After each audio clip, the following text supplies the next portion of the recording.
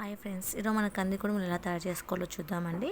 ఇలా ఒక ప్లేట్లో నీళ్ళు వేసుకొని ఉప్పు, బెల్లము, జీలకర్ర వేసుకొని కరిగించుకోవాలా. అలాగే ఉల్లిపాయలు, శనగకాయ పప్పులు.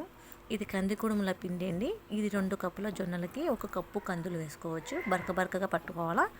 అలాగే వచ్చేసి నేను రైస్ టు రిచ్ మార్కెటింగ్లో పనిచేస్తున్నానండి. నా డైలీ ఇన్కమ్ వచ్చేసి 800 నుంచి 8000 వరకు ఎర్న్ చేసుకుంటున్నాను. నేను 4 మంత్స్ అవుతుందండి జాయిన్ అయ్యి. ఇది నా 4 మంత్స్ ఇన్కమ్ మొత్తం ఇది. అలాగే మనము మీకు ఎనీ డీటెయిల్స్ కావాలంటే నాకు ఈ నెంబర్కి కాల్ చేయొచ్చు. మనం ఇప్పుడు కంది కుడుములు తయారు చేసుకుందామండి. ఈ పిండి కొద్దిగా వేసుకుంటూ ఇలా కలుపుకోవాలండి. మరీ గట్టిగా ఉండకూడదు, మరీ మెత్తగా ఉండకూడదు. ఓ మాదిరిగా పిసుకోవాలి. ఇలా పిసుకొని మనం ఒక రైస్ కుక్కర్లో మేము రైస్ కుక్కర్ తీసుకుంటామండి. మనము కట్టెల పొయ్యి మీద చేసుకోవచ్చు. మేము పల్లెటూళ్ళలో ఉంటాం కాబట్టి వరిగడ్డి అవైలబుల్గా ఉంటుంది.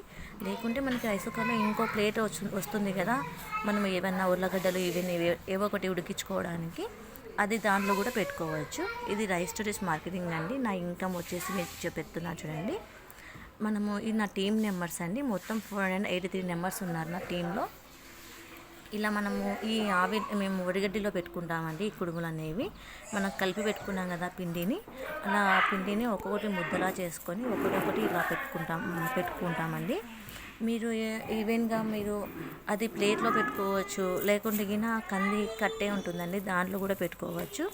మొత్తం మేమైతే ఇలా పెట్టుకుంటాము.